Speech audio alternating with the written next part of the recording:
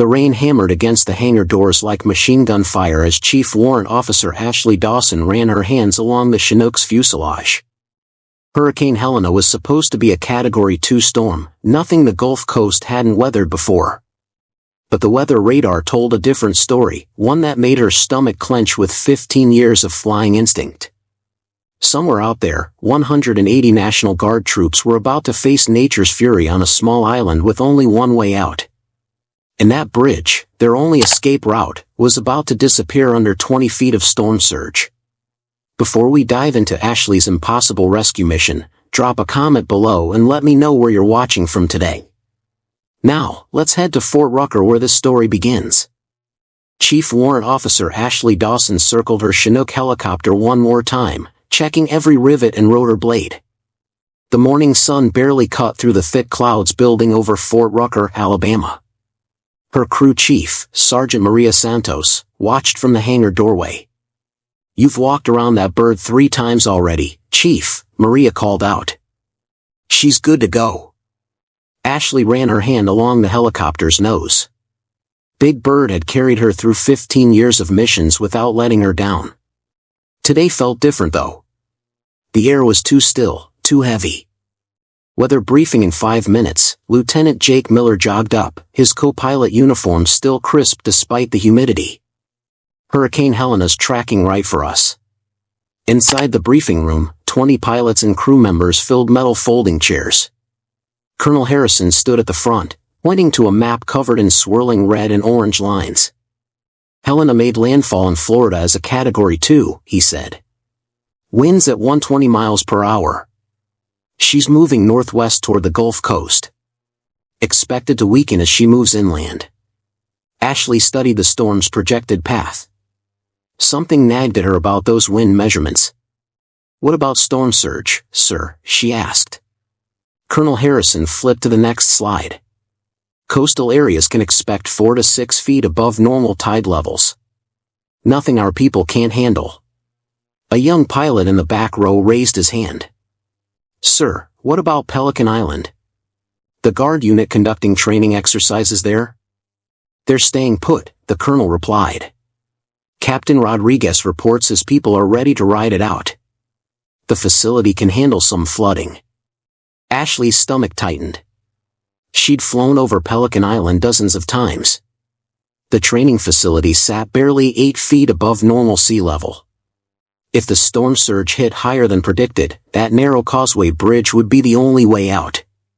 After the briefing, Ashley lingered in the hallway, studying the weather reports on her tablet. The numbers didn't add up. Helena had intensified faster than anyone expected over the warm Gulf waters. "You look worried," Jake said, stopping beside her. "Look at these pressure readings." She showed him the screen. "This storm's not weakening. It's getting stronger." Jake squinted at the data. "You think the weather guys got it wrong?" "I think hurricanes don't read the forecasts." They walked toward the flight line together. The wind had picked up, making the palm trees around the base sway like dancers. Ashley could smell the rain coming, that sharp, electric scent that meant serious weather. Her phone buzzed with a text from her sister in Mobile, boarding up the house. "This one feels bad. Stay safe, Ash." Ashley had grown up on the Gulf Coast.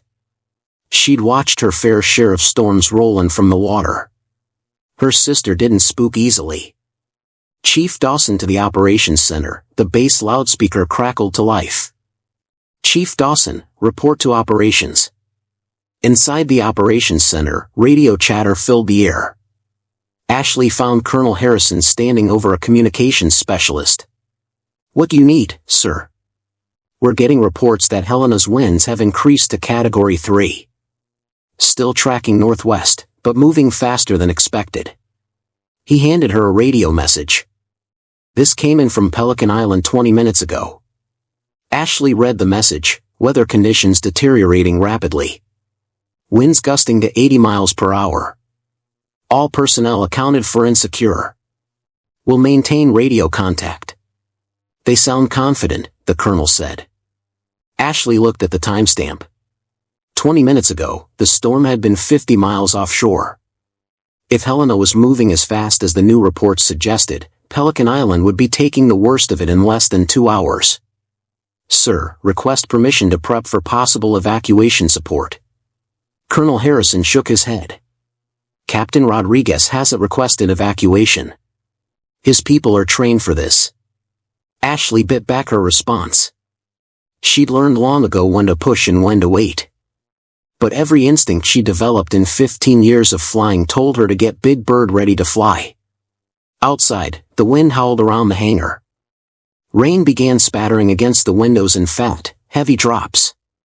Ashley watched the weather radar on the operations center screen.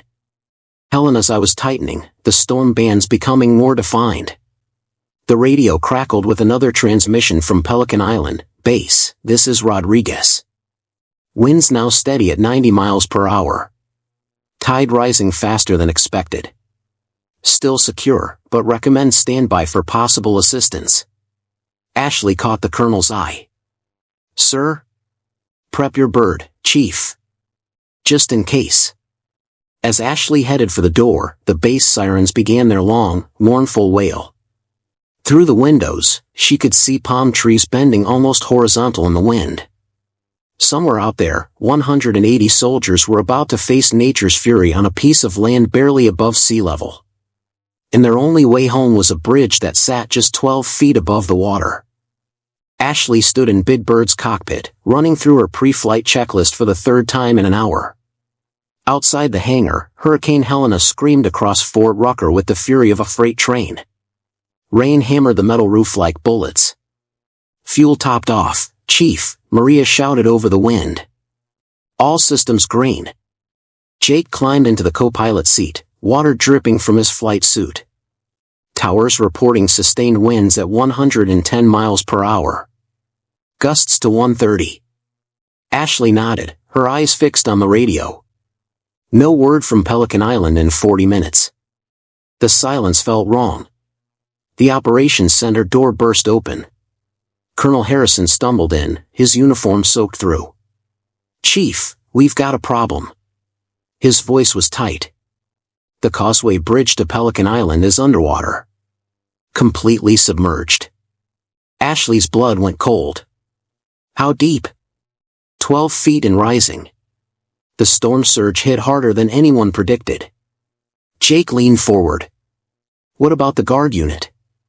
Before the colonel could answer, the radio crackled to life with heavy static. Base, this is Pelican Island. Can anyone, me? Ashley grabbed the microphone. Pelican Island, this is Chief Dawson at Fort Rucker.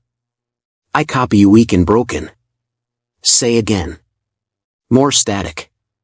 Then a voice cutting through the interference. Base, this is Captain Rodriguez.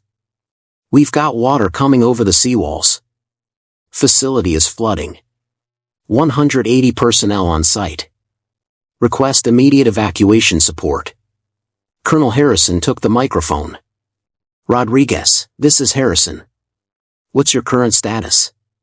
Sir, ground floor is flooded. We've moved everyone to the second floor and roof areas.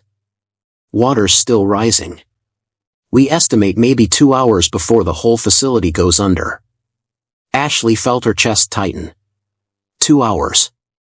In this weather, that was barely enough time for one round trip, let alone the multiple flights needed for 180 people. Rodriguez, can you give me exact personnel count and locations? She asked. Chief Dawson? Thank God. We've got 60 people in the main barracks building, 40 in the communications center, 50 in the motor pool facility, and 30 in the administration building. The admin building's taking the worst of it. Ashley scribbled numbers on her kneeboard. Her Chinook could carry maybe 35 people in emergency conditions. 5 flights minimum, probably 6 or 7 to be safe. Sir, she said to Colonel Harrison, I need immediate launch authority. The colonel held up his hand. Hold on, Chief. We need to coordinate with emergency management. Get the Coast Guard involved. This is a major evacuation. Sir, with respect, we don't have time for coordination. Those soldiers have maybe 90 minutes before they're swimming. Rodriguez, the colonel called into the radio, Can your people hold position until we get additional resources? Static filled the air. Then Rodriguez's voice, strained, Sir, the administration building just lost its first floor completely. My people there are on the second floor, but the stairs are gone. Water's rising fast. Ashley stood up. Colonel, I'm launching. Negative, Chief. You'll wait for proper authorization. Ashley stared at him. Authorization from who? Those people are going to die. The emergency management office needs to coordinate with. The radio exploded with panicked voices. Multiple transmissions overlapped, creating a chaos of static and shouting. Base, the motor pool building is flooding. We need immediate extraction. Water's at chest level. Ashley grabbed her flight helmet. Maria, Jake, we're going. Colonel Harrison blocked her path. Chief, you are not authorized to launch. That's a direct order. Through the hangar windows, Ashley could see the storm raging. Lightning illuminated sheets of rain moving like solid walls across the airfield. In her mind, she saw 180 soldiers standing in rising water, waiting for help that might not come in time. Sir, those are American soldiers. They're counting on us. And I'm counting on you to follow orders. Emergency management is sending Coast Guard helicopters from Mobile. They'll be here in 3 hours. 3 hours? Ashley's voice rose. Sir, Pelican Island will be completely underwater in 3 hours. Jake stepped beside her. Chief, maybe we should wait for backup. Ashley looked at her young co-pilot. Good kid, but he'd never had to make the hard choices yet. She turned back to the colonel. Sir, what if those were your soldiers? Colonel Harrison's jaw tightened. They're not my soldiers. They're Rodriguez's responsibility. The radio crackled again. Rodriguez's voice, calmer now but edged with desperation, Base, Waters reached the second floor of the admin building. I'm moving those people to the roof, but we've got injured personnel who can't climb. We need help now. Ashley watched the colonel's face. She saw the moment he realized the impossible position he was in. Standard procedure said wait for proper coordination. Reality said people were going to die waiting for paperwork. The Coast Guard will handle this, he said finally. Ashley looked at Maria, who was checking their emergency medical supplies. She looked at Jake, studying weather maps on his tablet. She looked at the radio, knowing that somewhere out in that storm, soldiers were standing in rising water, looking at the sky, waiting for the sound of rotor blades. The colonel walked toward the operations center. Nobody launches without my direct authorization. As soon as he was gone, Maria walked up to Ashley. Chief, what are we going to do? Ashley stared out at the storm. Lightning flickered across the sky like broken electricity. The wind shook the hangar so hard she could feel it in her bones. We're going to wait, she said quietly. Jake looked relieved. Maria frowned. We're waiting. Ashley picked up her flight helmet and walked toward Big Bird. We're waiting exactly as long as it takes me to start these engines. Ashley's hands moved across the Chinook's controls without thinking. 15 years of muscle memory guided her through the startup sequence. The first engine whined to life, then the second. The twin rotors began their slow rotation. Chief, you sure about this? Jake's voice crackled through the intercom. I'm sure those soldiers don't have 3 hours. She pulled her helmet on and adjusted the microphone. Maria, how we looking back there? All set, Chief. Medical kit secured, rescue harnesses ready. Maria's voice was calm, professional. No questions about orders or authorization. Ashley keyed the tower frequency. Fort Rucker Tower, this is Army 472 requesting immediate departure, emergency rescue mission. Static filled her headset. Then a confused voice, Army 472, negative on departure. All aircraft grounded due to weather conditions. Tower, I have soldiers in the water. This is a life or death situation. For 7-2, you are not authorized for departure. Return to parking. Ashley switched off the radio and looked at Jake. "You can get out now if you want. No questions asked." Jake stared straight ahead through the windscreen at the storm. Rain hammered the glass so hard she could barely see 20 feet. After a long moment, he reached for his shoulder harness. "Let's go get our people." Ashley pushed the power levers forward. Big Bird lifted off the ground, immediately caught by a vicious crosswind that pushed them sideways toward the hangar. She corrected hard, fighting the controls as the helicopter clawed its way into the storm. The world outside disappeared into gray chaos. Rain and wind buffeted the Chinook like a toy. Ashley flew by instruments alone, trusting the gauges and GPS to guide them toward Pelican Island. Jake muttered, gripping his armrests as turbulence threw them around the cockpit. "Language, Lieutenant," Ashley said, her voice steady despite the hurricane trying to tear them apart. "Maria, how you doing back there?" "Still got all my teeth, Chief. But I might need new underwear when this is over." Despite everything, Ashley smiled. "Good crew." They'd follow her anywhere. The GPS showed 12 miles to Pelican Island. In good weather, that was a 6-minute flight. Today, fighting headwinds that gusted over 100 miles per hour, it took 22 minutes of the hardest flying Ashley had ever done. "There!" Jake pointed through a brief break in the rain. Pelican Island looked like something from a disaster movie.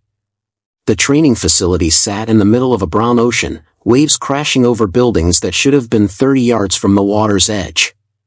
Only the upper floors and rooftops were visible above the flood. Ashley circled the main barracks building. Soldiers crowded on the roof, waving frantically. She could see their mouths moving, shouting words lost in the storm. "I count about 20 people," Jake called out. Rodriguez said 60 in this building. "The others must be inside on the upper floor." Ashley brought the Chinook into a hover over the building. Immediately, the wind tried to push them into the structure. "Forward and right," Maria shouted. "You're drifting toward the roof." Ashley fought the controls, sweat running down her face despite the air conditioning. Hovering in hurricane conditions was like trying to balance a bowling ball on a beach ball in a washing machine. Lowering the ramp, Maria announced. The soldiers on the roof moved with military precision despite the chaos. They helped the injured and older personnel up the ramp first, then followed in order. Ashley held the Chinook as steady as humanly possible, feeling every gust try to slam them into the building. "That's 20. Maria called out. "Ramp coming up." Ashley pulled away from the building, fighting for altitude. The overloaded Chinook responded sluggishly, but Big Bird had never let her down before. "Where to, Chief?" Jake asked. Ashley keyed the radio to the emergency frequency. "Pelican Island, this is Army 472. First load extracted. Where do you want them?" Rodriguez's voice came through the static. "Chief Dawson? Thank God you made it. Can you take them to the Coast Guard station in Mobile? We've got medical personnel standing by." "Roger that. How many more loads do you need?" "We've got about 160 people left. The admin building's in bad shape. Water's up to the second floor windows." Ashley did the math. 5 more trips minimum. Maybe 6 if they packed people tight. In these conditions, each round trip would take over an hour. The flight to Mobile took 45 minutes of brutal flying. Ashley sat down on the Coast Guard pad, where medics and emergency personnel waited in the rain. She watched the rescued soldiers stumble off her ramp, some injured, all exhausted, but alive. A Coast Guard officer ran up to her window. "You the Army pilot who launched without authorization?" Ashley nodded. "Command's looking for you. They want you to return to base immediately." Ashley looked back toward the storm. Somewhere in that gray hell, 160 soldiers were waiting for her to come back. "Tell Command I'll return to base when my people are safe." She pulled power and lifted off into the hurricane again. Her radio crackled with an angry transmission from Fort Rucker. "Army 472, this is Colonel Harrison. You are ordered to return to base immediately." That's a direct order. Ashley looked at Jake, who was monitoring their fuel consumption. You hear anything, Lieutenant? Jake adjusted his headset and smiled. Must be this storm, Chief. Lot of interference on the radio today. Ashley turned toward Pelican Island for her second trip. Through her windscreen, lightning illuminated the storm clouds like broken glass. Behind her, 20 soldiers were safe.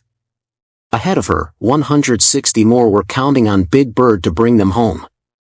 The second trip back to Pelican Island was worse than the first. Hurricane Helena had strengthened, and the storm surge kept rising. Ashley could see the difference as soon as they approached the island. The motor pool building, which had shown its first floor on the previous run, now had water lapping at the second floor windows. "Shit," Jake whispered, staring at the devastation below. Language, Ashley said automatically, but her heart wasn't in the correction. The scene was biblical. What had been a training facility an hour ago was now a collection of rooftops and upper floors surrounded by angry brown water filled with debris.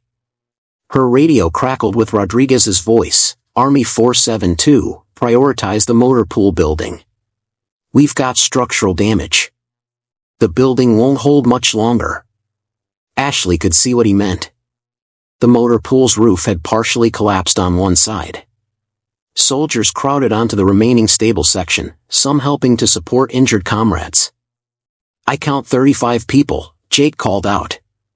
We can take them all if we pack tight, Ashley replied. She brought Big Bird into position over the motor pool, fighting crosswinds that seemed determined to slam them into the building. Maria, how's our weight looking? We're pushing limits, Chief, but she'll handle it. As Ashley held the hover, she watched a soldier on the roof wave frantically at something behind the building.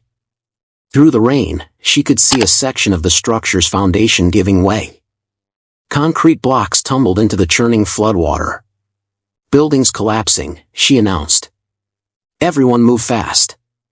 The soldiers didn't need encouragement. They moved with the efficiency of people who knew their lives depended on speed. The injured went up the ramp first, carried by their comrades. Then the rest followed in a stream of muddy uniforms and determined faces. 35 on board, Maria reported. But Chief, we've got a problem. What kind of problem? Young soldier back here, maybe 19 years old.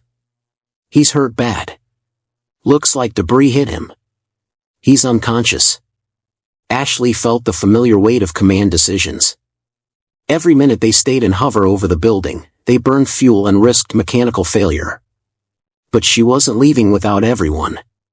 Get him secured. We'll take him straight to the hospital. As they lifted off, Ashley watched the motor pool building in her mirrors. A large section of the roof collapsed just as they cleared the structure. If they'd been 2 minutes later. Close one, Jake muttered. The flight to Mobile was a nightmare.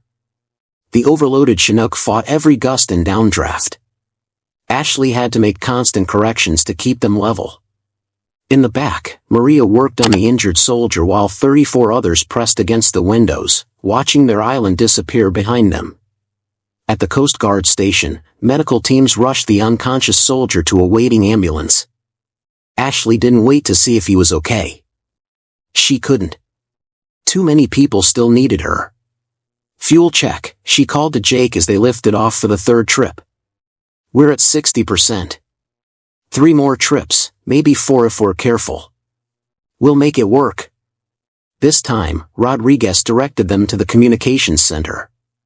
The building sat on higher ground, but the flood had reached its first floor. Ashley could see soldiers in the windows, waving and pointing to the roof where more personnel waited. How many? She asked over the radio. 43 in this building, Rodriguez replied. But listen, Chief. The administration building is in serious trouble. Water's almost to the 3rd floor, and we've got structural cracks. I don't know how much longer it'll hold. Ashley looked toward the administration building through the rain.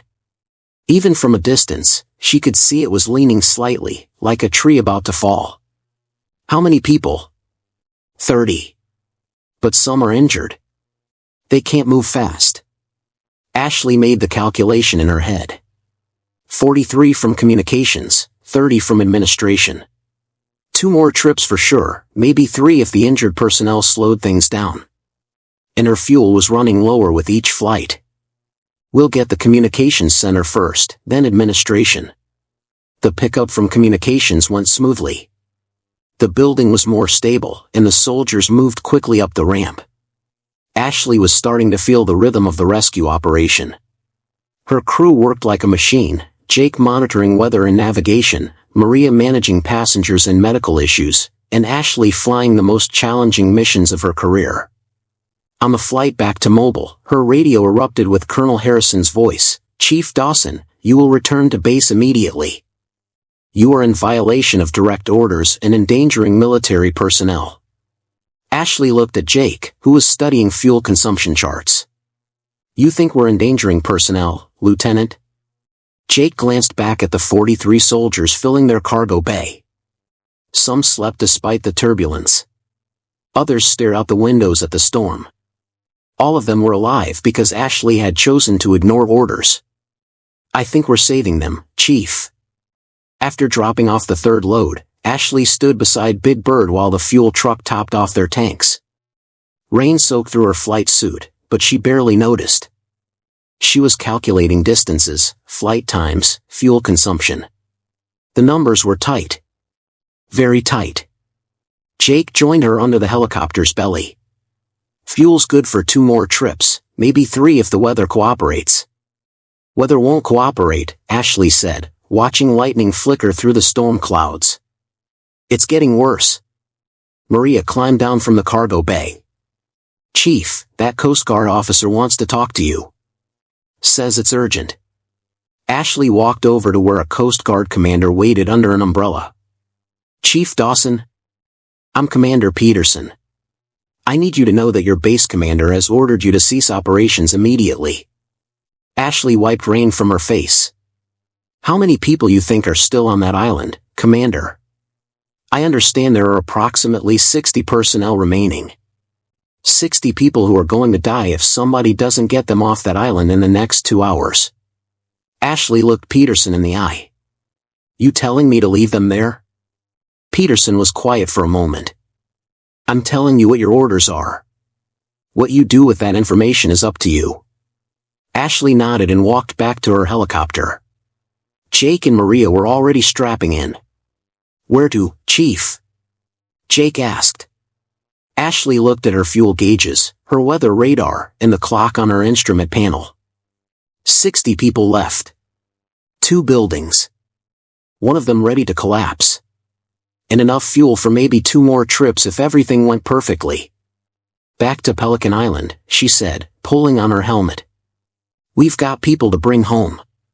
As they lifted off into the storm one more time, Ashley's radio crackled with Rodriguez's voice, barely audible through the static. "Chief, the administration building just shifted. We've got 30 people trapped on the 3rd floor, but the stairs are gone. I don't know how we're going to get them out." Ashley felt her stomach drop. 30 people trapped in a collapsing building, and she had fuel for exactly 2 more flights. Ashley stared at the fuel gauges as they approached Pelican Island for what might be the last time. The numbers told a story she didn't want to read. 2 trips left, maybe. Definitely not 3. There, Jake pointed through the rain-streaked windscreen. The island looked like the end of the world. The administration building tilted at a dangerous angle, its foundation undermined by the relentless flood. Soldiers crowded the 3rd-floor windows, waving frantically. She could see their mouths moving, shouting words lost in the hurricane's roar. But that wasn't the worst part. The communications building, which had been stable an hour ago, now showed cracks along its walls. 20 more soldiers waited on its roof, soaked and exhausted. "Rodriguez, this is 472, Ashley called over the radio. "Give me exact numbers." Static filled her headset. Then Rodriguez's voice, strained and breaking, "Chief, we've got 30 people trapped in administration. No stairs, no way down except jumping. And 20 people on the communications building roof. The building's showing stress fractures." Ashley felt the weight of command settle on her shoulders like a lead blanket. 50 people. 2 locations. Fuel for 2 trips, and that was if everything went perfectly. Jake was doing calculations on his kneeboard. Chief, if we max out the weight limits, we might be able to take 35 people per trip. That's still 15 people left behind, Maria's voice crackled over the intercom. Ashley circled both buildings, studying the situation. The administration building leaned further with each passing minute. She could see water seeping up through cracks in the 3rd floor. Those 30 soldiers had maybe 20 minutes before the whole structure collapsed.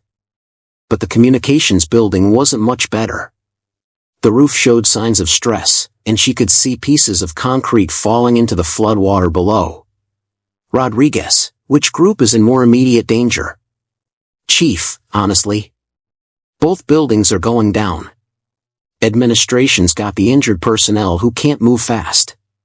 Communications has everybody mobile, but the roof's starting to buckle. Ashley closed her eyes for a moment, feeling the weight of 50 lives pressing down on her. In 15 years of flying, she'd never faced a choice like this. Save 30 and lose 20? Save 20 and lose 30? There had to be another way. Jake, what's our hover time per pickup? In these conditions? 8 minutes minimum to get people loaded safely. And our fuel status after 2 full loads? Jake checked his calculations again. We'd be running on fumes. Maybe 5 minutes of flight time left. Ashley stared at the 2 buildings through the storm. 30 people trapped on the 3rd floor of a collapsing building. 20 people on a roof that was cracking apart. And she could only save 1 group. Unless... Maria, what kind of rope and harness gear do we have on board? Standard rescue package. 200 feet of static line, 6 harnesses, carabiners. Why? An idea was forming in Ashley's mind. Crazy, dangerous, probably impossible. But maybe the only chance to save everyone. What if we don't make 2 trips? Jake looked at her like she'd lost her mind. Chief, we can't fit 50 people in this bird. Not safely. What if we consolidate them into 1 location first? Ashley keyed her radio. Rodriguez, I need you to listen carefully. I'm going to try something that's never been done before. I'm listening, Chief. I'm going to use the Chinook's external cargo hook to move your people from administration to communications. We'll extract everyone from 1 location. The radio was silent for a long moment. Then Rodriguez's voice, uncertain, Chief, that's not standard procedure. Nothing about today is standard procedure. Ashley brought Big Bird into position between the 2 buildings. Maria, I need you to rig cargo lines to move personnel. Can you do it? Chief, that's incredibly dangerous. 1 mistake and people die. People die if we do nothing too. Ashley studied the distances between buildings. 40 feet of open water filled with debris and floating wreckage. In perfect conditions, it might be possible. In hurricane winds with a tilting building and a cracking roof. Rodriguez, I need your people in administration to have ropes ready. We're going to set up a zip line between buildings. A zip line? Chief, some of these people are injured. They can't stay where they are either. That building's coming down. Jake grabbed her arm. Chief, this is suicide. The wind shears alone could slam us into either building. Ashley looked at her young co-pilot. Good kid, smart pilot, but he hadn't learned yet that sometimes the only choice was between bad and worse. Jake, sometimes you have to risk everything to save everything. She positioned the Chinook carefully between the buildings, using the GPS and her instruments to maintain exact distances. The wind tried to push them toward the administration building, then yanked them toward communications. Maria, drop the cargo hook with a line attached. We're going to anchor it to the communications building. Chief, the stress on the aircraft will be less than the stress on my conscience if we leave people behind. Maria worked quickly, rigging the external cargo system for personnel transport. Ashley had never attempted anything like this. She wasn't sure anyone had ever attempted anything like this. "Lines ready," Maria reported. "But Chief, I have to ask. Are you sure about this?" Through her windscreen, Ashley could see soldiers in the administration building windows. Some waved. Others pointed urgently at cracks spreading along the walls. The building was dying, and they were trapped inside. "Rodriguez, we're setting up now. Get your people ready to move fast." "Chief, what if this doesn't work?" Ashley thought about that. If it didn't work, 50 people would die instead of just 20 or 30. But if it did work, then we all go home together. She held the Chinook in the most precise hover of her career, fighting winds that gusted over 100 miles per hour. Maria worked to secure the line to the communications building while Jake monitored engine stress and fuel consumption. "Line secure," Maria announced. "But Chief, we've got maybe 10 minutes before this storm tears us apart." Ashley keyed her radio one more time. "Rodriguez, we're ready. Move your people now. Fast as you can." Through the rain, she watched the first soldier clip onto the line and slide across the gap between buildings. Then another. The administration building groaned and shifted, concrete chunks falling into the flood. "Faster," Ashley whispered, fighting to hold position as hurricane winds tried to destroy everything she'd worked for. "Come on, people. Move." The building tilted further. Water poured through the third-floor windows. And still soldiers slid across the line, one by one, racing against time and physics and the fury of Hurricane Helena. In the distance, Ashley could see more storm clouds approaching. The worst of Helena was still coming, and she had 50 lives hanging in the balance of the most dangerous rescue attempt of her career. The last soldier slid across the line just as the administration building gave up its fight with gravity. Ashley watched 3 stories of concrete and steel collapse into the churning floodwater, sending a wave that rocked the communications building. "Everyone's across," Rodriguez's voice crackled through the radio. 50 personnel on the communications roof. "Maria, cut the line. We're going in for pickup." Ashley brought Big Bird around to the communications building, but the roof was too small for 50 people in a Chinook. The soldiers pressed against the walls, making room for the helicopter's rotor wash. "We'll have to do this in sections," she called to Maria. "Load as many as we can safely carry." The first group climbed aboard quickly, 25 soldiers, including the injured personnel who moved with help from their comrades. Ashley could feel the Chinook straining under the weight, but Big Bird had never let her down. "That's all we can take this load," Maria announced. Ashley looked at the fuel gauges.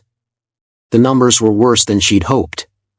One more trip to get the remaining 25 people, then maybe enough fuel to reach Mobile. Maybe. "Rodriguez, we'll be back in 40 minutes for the rest." "Copy that, Chief. We'll be here." The flight to Mobile was the longest of Ashley's career. Every gust of wind, every downdraft, every moment of turbulence consumed precious fuel. Jake monitored their consumption rate, occasionally making notes that he didn't share. At the Coast Guard station, Ashley watched the soldiers file off her ramp. Muddy, exhausted, but alive. One of the injured soldiers stopped beside her window. "Ma'am, thank you," he said, his young face serious. "You saved our lives." Ashley nodded, not trusting herself to speak. She'd done what any pilot would do. What any soldier would do. The fuel truck pulled up as they prepared for the final trip. The attendant shook his head as he checked their tanks. "Chief, you're running on empty. This is barely enough fuel to get you back to the island, let alone return to base." Ashley looked at Jake. "Your call, Lieutenant. This last trip is voluntary." Jake studied the fuel gauges, then looked toward the storm where 25 soldiers waited on a crumbling roof. "Those are our people, Chief. We finished the job." The final approach to Pelican Island was the worst yet. Hurricane Helena was reaching peak intensity, and the communications building showed new stress fractures along its walls. The roof sagged in the middle, forcing the remaining soldiers to crowd against the edges. Ashley brought the Chinook into its most challenging hover yet. The building swayed beneath them, concrete dust falling like snow from the ceiling below. "Load fast," she announced. "This building won't hold much longer." The soldiers moved with the desperation of people who knew this was their last chance. No room for courtesy or careful loading procedures. They climbed aboard in a mass of wet uniforms and determined faces. 30 on board, Maria called out. Ashley did a quick count. They'd loaded 30, but Rodriguez had said 25 remained. Somehow, 5 soldiers had been missed in the earlier count. "Maria, we're overweight." "I know, Chief. But everybody's on board." Ashley felt the Chinook struggling to maintain hover. Maximum weight, minimum fuel, hurricane conditions. Big Bird was asking her to trust 15 years of partnership. "Hold on, everyone. This is going to be interesting." The overloaded helicopter clawed its way into the storm. Ashley had to use every trick she'd learned in 15 years of flying. She found updrafts and rode them. She used the storm's own wind patterns to help carry them forward. She talked to Big Bird like the old friend she was. "Come on, girl. Just a little further. You've never let me down before." 20 miles out from Mobile, Jake's voice was tight with concern. "Chief, fuel's critical. We're running on fumes." Ashley could see the Coast Guard station in the distance, its lights barely visible through the rain. So close. But the fuel gauges showed empty, and the engines were starting to sound different. "Mobile approach, this is Army 472 declaring emergency. Fuel critical, 30 souls on board. 472, cleared direct to Coast Guard pad. Emergency vehicles standing by." The engines coughed once as Ashley crossed the station boundary. Big Bird settled onto the pad just as the first engine quit. Then the second. Perfect timing, like she'd planned it that way. In the sudden quiet after shutdown, Ashley could hear rain drumming on the aircraft's metal skin. Behind her, soldiers were laughing, crying, calling family members on borrowed phones. All alive. All safe. Colonel Harrison was waiting when she climbed out of the cockpit. His face was unreadable in the harsh floodlights. "Chief Dawson, you are in direct violation of orders. You endangered aircraft and personnel by launching without authorization." Ashley stood at attention, water dripping from her flight suit. "Yes, sir." "You ignored radio calls directing you to return to base." "Yes, sir." The colonel stepped closer, lowering his voice. "You also saved 180 American soldiers who would have died without your actions." Ashley met his eyes but said nothing. Behind the colonel, Ashley could see families arriving. Wives, husbands, children, parents, all running through the rain towards sons and daughters who had called to say they were safe. One young soldier swept his little girl into his arms, spinning her around despite his exhaustion. "Chief," the colonel said quietly, "what you did today wasn't by the book." "No, sir. It was what leaders do. Real leaders." He paused, watching the reunion scenes around them. The Army needs pilots who can make the hard choices when lives are on the line. Ashley looked at Big Bird, her faithful Chinook sitting quiet in the rain. Battle-tested, storm-proven, never failed to bring her people home. "Sir, I just did what any pilot would do." Colonel Harrison smiled for the first time all day. "No, Chief. You did what the right pilot would do. That's the difference."